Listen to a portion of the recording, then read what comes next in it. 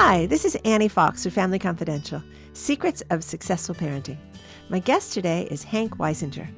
Dr. Weisinger is a world-renowned psychologist and pioneer in the field of pressure management, as well as the author of a number of best-selling books, including his latest book, Performing Under Pressure, The Science of Doing Your Best When It Matters Most. Hi, Hank. Welcome to Family Confidential. Hi, Annie. I'm glad to be here. Well, thanks for making the time. I want to get right into this because we're moving into a time of year where students are preparing for SATs, and they're also doing end-of-the-term projects, applications, a lot of pressure on them, sometimes from within, sometimes from their teachers, often from their parents. So I wanted to talk to you about your book, about performing under pressure. Can we first kind of define terms? What do we mean by pressure? Well, pressure is a situation. You experience pressure when you're in a situation where you have something on the line that is very important, like taking your SATs, and the outcome is dependent on your performance. You frequently hear, like Little League coaches will say, it's up to you. That becomes a pressure situation where the outcome is dependent on your response. And what I have found is that most people, even academics, confuse the concept of stress with the concept of pressure. And I found that when you do that, it creates havoc in your life because you are living every moment, 24/7, you're feeling the heat. And when people can differentiate between stress and pressure, that in itself reduces daily feelings of pressure and allows a person, whether they're a child or an adult, to actually perform better. Okay, well, let's differentiate between pressure and stress. What's the difference? Well, again, pressure occurs when you have something on the line and the outcome is dependent on your performance. Mm-hmm. Stress occurs, the most common definition is when you feel overwhelmed by the demands put upon you. In other words, too many bills, not enough cash is financial stress. Mm-hmm. Too many courses, not enough time becomes a stressful situation. Now, there are many ways to deal with a stressful situation. You can delegate, you can prioritize, you can blow things off, you can laugh, you can laugh about it. In pressure, there's only one response in the situation, and that is effective. If you're landing a plane on the Hudson River, telling a joke or taking a deep breath will help, but you still have to land the plane. So pressure is much more of a performance-oriented situation. And also the subjective feelings that people associate with stress and pressure are very different. When a person is experiencing a lot of stress, subjectively, they will say, I'm feeling exhausted or I'm feeling overwhelmed. Pressure, the subjective feeling will be anxiety and often fear. And also the evolutionary function. Stress sometimes can be helpful. Yeah. Because it can arouse you. If I have a lazy son or daughter, I can put more stress on them, i.e. more demands on them, and up to a point that will help. Pressure, quite frankly, never helps. Now, I was interested to find out in your book that what parents often use to motivate their kids has the opposite effect in terms of upping the amount of pressure the kids feel. Like, do your best. It's, of course, all parents want their kids to do their best in an upcoming test. But can you explain to us how those kind of motivators really can backfire on a kid? Sure. What I found is that there are traditional ways that we tend to use to motivate a person. And in reality, I like to call them pressure traps. They actually make people do worse. And one, for example, that parents use frequently are incentives. If you do well on your test, I'm going to get you that new iPod. Uh-huh. Now, what happens is 5 minutes after the parent is out of the room, the kid starts making their crib sheet because they want that iPod. I mean, why do smart kids cheat? If they're so smart, why can't they figure out the answer? And obviously, the solution is pressure. This is what happens many times with athletes. They start thinking about the incentive, and it takes them out of the moment. A student who is taking their SATs and thinks about the incentive, if I ace them, I'm finally going to get a car. Well, they start thinking about that car during the exam when they really need to be thinking about the math problem that is in front of them. So that's what a second problem that parents inadvertently do is when they exaggerate the importance of a situation. Telling your son or daughter, or if a teacher says, you better study, this is really an important test, ironically will make the kid do worse. Interesting. And there's studies that back that up. Tons of them. Interesting. So the more important you make something, this is what I want people to realize, the more important you make something, the more pressure you are putting on yourself. When I first started teaching at UCLA and giving my first presentation, this is the most important presentation of my life. Until I finally realized that even if I screw things up, by the time I get home, there'll be 5 more phone calls asking me to speak, somewhere else. Yeah. So now when I do a presentation, it's just another presentation. The same attitude elite athletes have. So let me ask you this. I know a lot of parents feel that their job is to motivate their kids. I talk to a lot of very highly successful parents here in the San Francisco Bay Area, and they feel that they are, mom needs to motivate the child, and she feels that if she doesn't, then the kid is going to just, blow off school, that she feels she needs to sit on his neck all the time to do that. And so I'm wondering, we want to motivate, but what is a better way of motivating than offering rewards, incentives, or to, say, this is the most important test you'll ever take? Okay, let me first preface that when I used to live in LA, comparable to a community to an affluent San Francisco community. Yes. And I would see a lot of, quote, successful parents. What I want people to know is they were so successful they could afford to go to their therapist 3 times a week. Okay? That's great. That's what those successful, because they're all driven by their, quote, incentives. And, where does it end? Not so happy. Right. A much better way is rather than using incentives, is to teach your kids to follow their interests. Because when a child, regardless of the age, is interested in something, that's how you develop competency, because your curiosity then takes over and you're not doing it for some external incentive. You're doing it because of your own internal satisfaction. That is why the best strategy when your kids are taking a test is to tell them what you said earlier. Just focus on your best. You can't do better than your best. Right.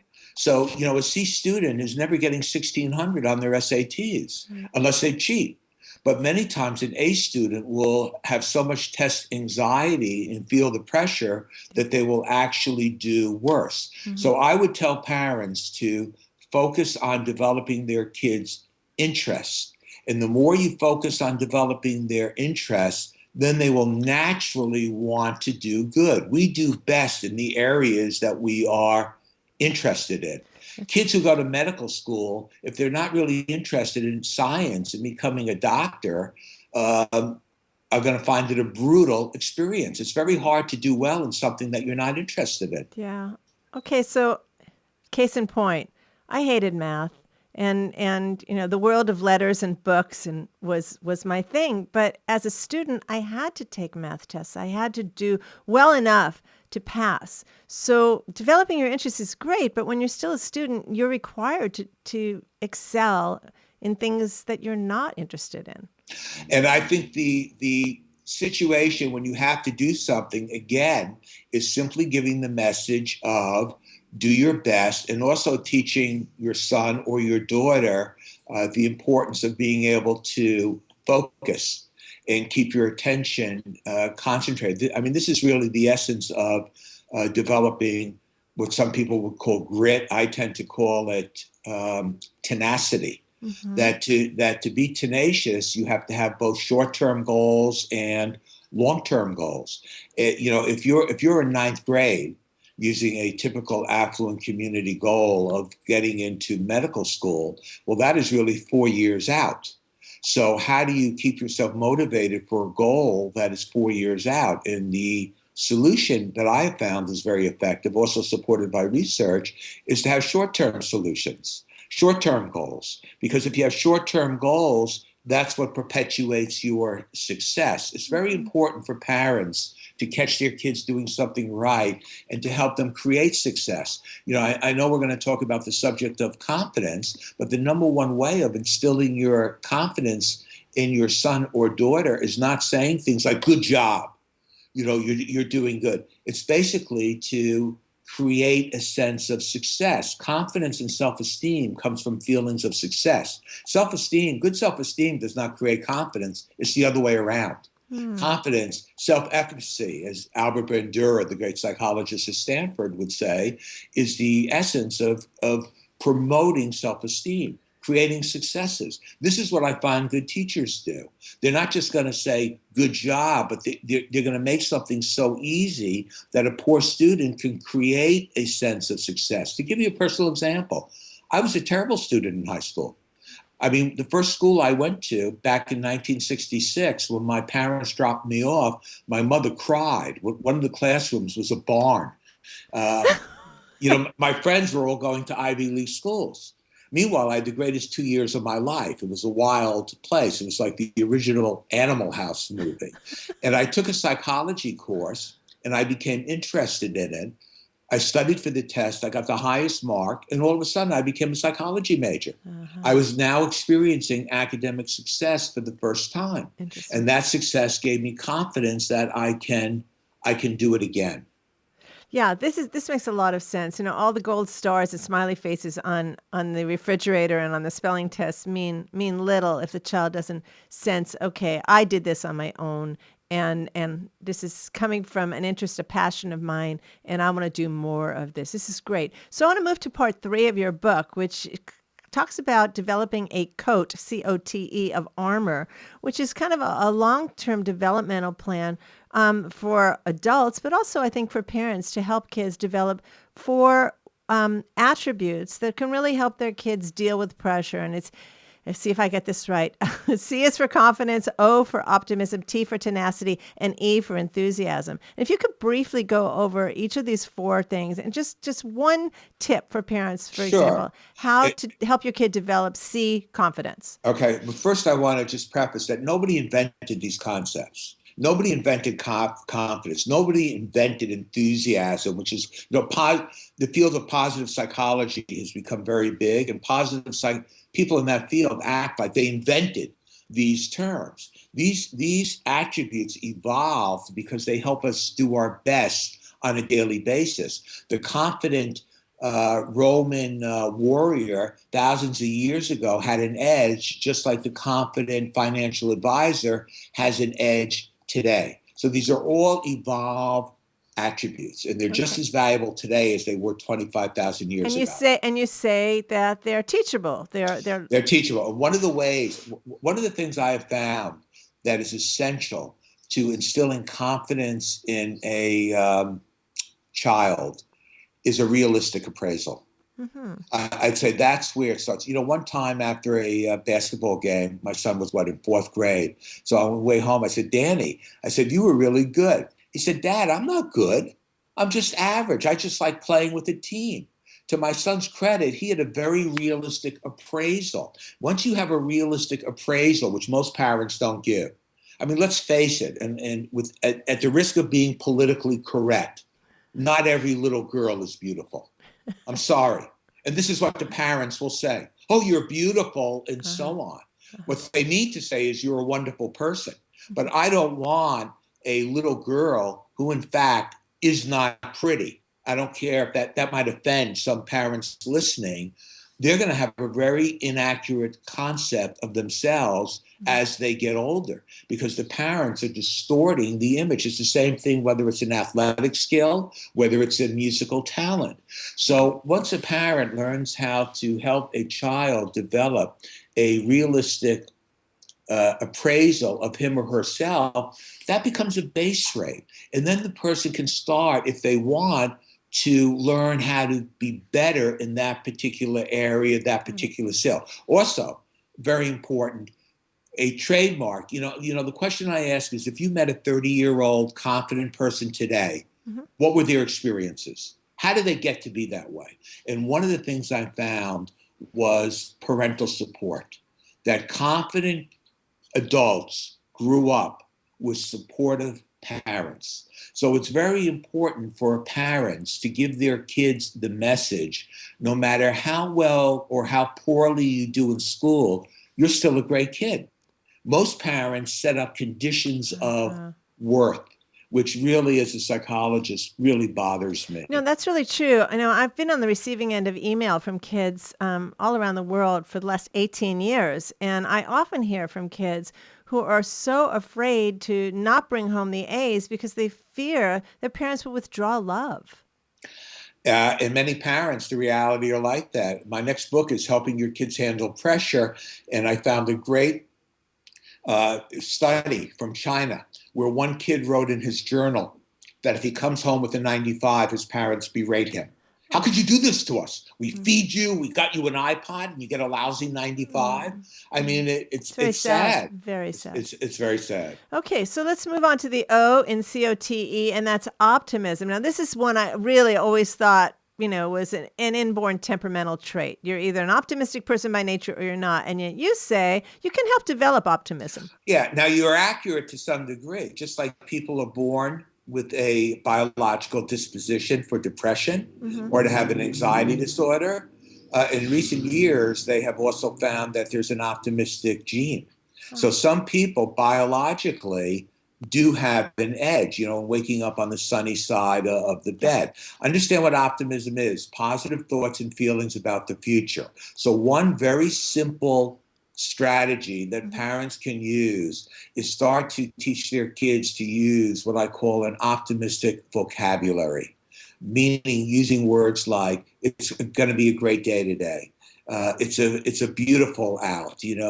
Optimistic vocabulary words actually instill a sense of optimism in you. So every parent should actually write down as an exercise, and only a few parents will actually do it, but they will have an edge in helping. Well, my listeners will.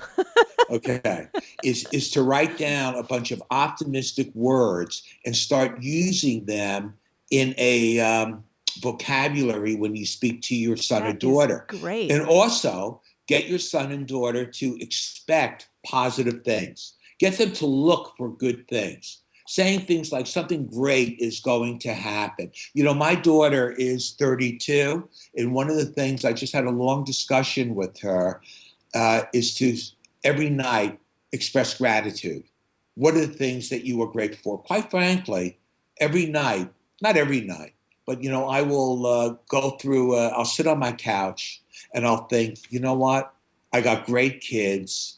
I got a new book, a new course. I have great friends. I can go out with any woman over 65. I start to look at, it makes me feel good. Yeah. So one of the ways that I would say for parents is also, kids are always complaining what they don't have. Why don't I have that new iPhone or that new iPod, or Johnny has this? Is that parents should start to help their kids structure some time, even as a little exercise. What are you grateful for? And that also makes you to see the glass half full rather than half empty. I love that. I can see how that would just kind of train you to be looking for positive things, especially, I've heard of parents who go around the dinner table in the evening and say, tell me one good thing that happened today. And then you're kind of primed to look for those good things because boy, at dinner tonight, I could talk about this. That's right. And better for parents, rather than say, tell me, which can sound like a demand, like an interrogation, it's better if the parent says, something really good happened to me today. So they self-disclose, right, model it, and then the son or daughter will start to say the same thing. Okay. Now, tenacity. Tenacity is an interesting one because, again, I think some kids seem to have more stick-to-itiveness than others naturally. But I can also see, for example, if parents say, oh, is that too hard? Just, don't worry about it. You don't have to finish it. So how can parents help kids develop tenacity? I would say the most crucial factor that gets tenacity going is meaningful goals. Now, remember, what was man's first goal? Survival. Nobody had to tell early man, get out of bed and find some food, because physically they felt it. They said, I'm starving, I'm hungry, I need something. Goals today are not necessarily so short, short. Back in the day, survival was, an hour to hour goal. Mm-hmm. Today, it's a little different. So the most important thing for parents to do is to help their kids establish meaningful or worthy goals. Because when you have a meaningful goal, it becomes arousing. You're motivated to do it. I have never seen anybody give up on a meaningful goal. Doing algebra is not meaningful for a lot of kids. So no wonder they want to give up. My father used to say to me, how come you're always motivated to watch a Yankee game? How come you're always motivated to watch, TV? He never had to tell me to be on time to watch a TV show because those were meaningful things to me. Yeah. And where parents go off is they take their goals and they put it on the kid. Think of the parent that you were saying, these successful parents. What if your kid wants to be an artist? Right. I don't want to be in a math school. I don't want to be in one of these Marin County schools. Send me to an art school. Many parents flip out when they hear that. Yeah. Because they're thinking, no, you got to be a doctor. When I was growing up in the 60s, you either go to medical school, law school, or the very lowest would be become an accountant. And that would be it. Yeah. So if parents parenting from fear that if you decide to go the artistic creative person route, you'll never earn a living, and so you'll have a miserable life. So I'm afraid for you, so I'm gonna push you in this direction, whether it's your passion or not. I understand that. And also something very important is another tip to sneak in under tenacity. Okay. Is the idea of when you get frustrated. Parents need to teach kids how to become effective problem solvers. Mm-hmm. And it's very important or easy to do when you say to point out to your kid that a problem is not what you're dealing with, it's how you respond.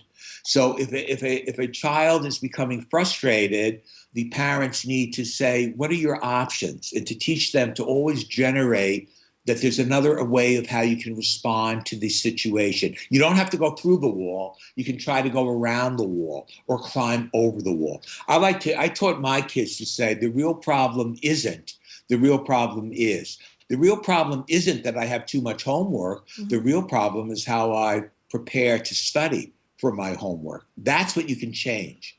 It's very empowering for a child to realize that they can have a response that changes the outcome. If you don't think that your response can change the outcome, why would you even try? If you don't believe studying is going to make a difference, then why study?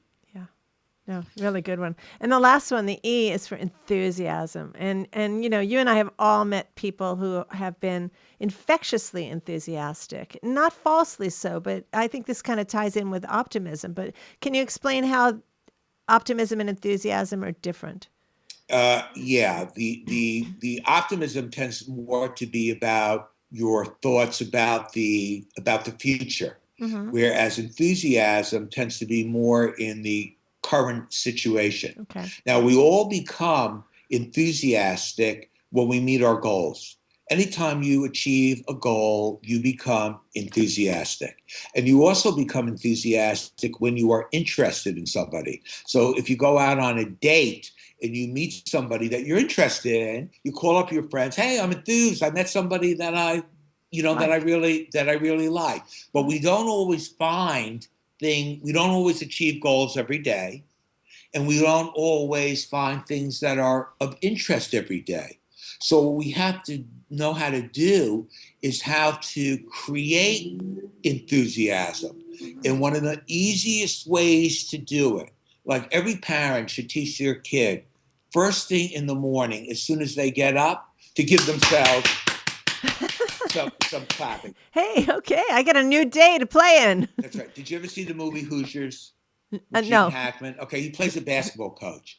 And before every game, he gets his team to start clapping, and then they all get psyched up and they run out on the court. Today, you see every basketball coach do that. Sometimes teaching your kid to sing a song because of the noise, the sound, also instills an instant set of enthusiasm. Mm-hmm. And most importantly, this is where worthy goals come into enthusiasm, is to have a sense of purpose. I have found that seniors, who have no sense of purpose, those are the people who have no zest. Really? They feel that there's no meaning. Right. So it's very important for parents to, at an early age, get their kids into having a sense of purpose in life. And that, when you remember your purpose, it tends to make you very enthusiastic as well.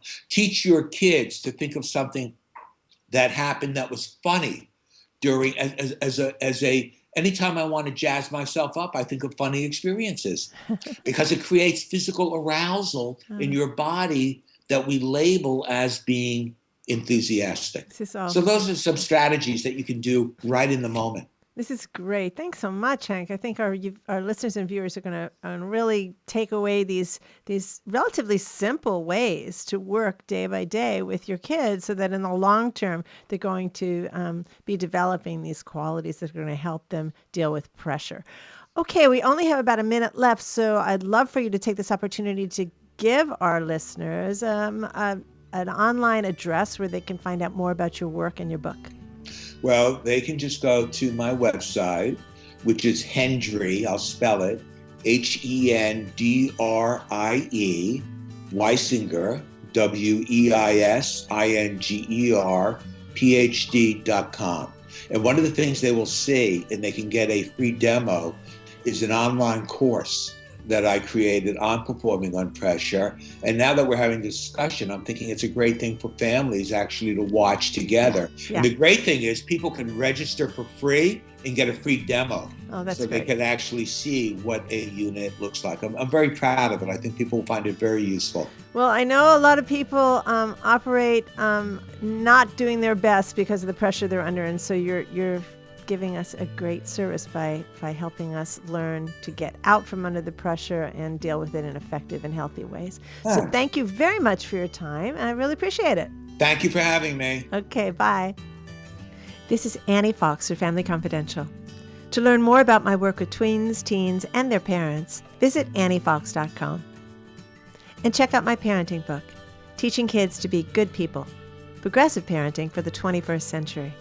And my latest book for tween girls, the Girls' Q&A book on friendship, 50 Ways to Fix a Friendship Without the Drama. And rate us on iTunes. It helps other folks find the show.